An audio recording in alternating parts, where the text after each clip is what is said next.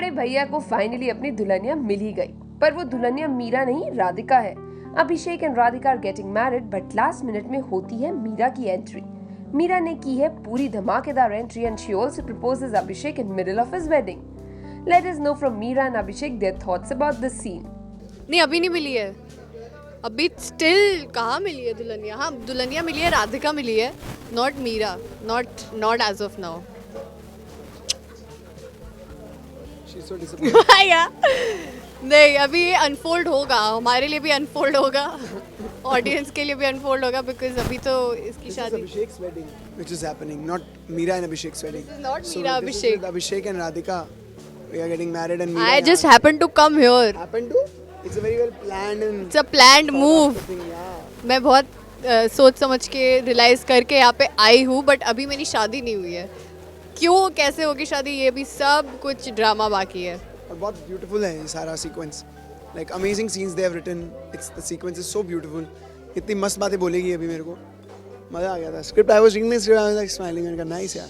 Without any ऐसा कुछ था ही नहीं यार, मतलब जो आप बोल रहे हो वहाँ पे शादी बहुत डिफिकल्टी से हुई थी, बहुत सारी चीज़ें थी, इतनी आसान नहीं थी वो वेडिंग भी।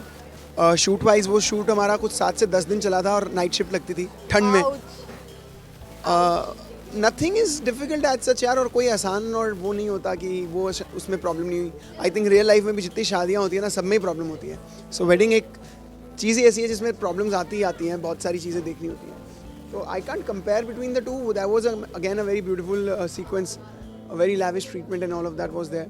This again has a very different feel to it altogether.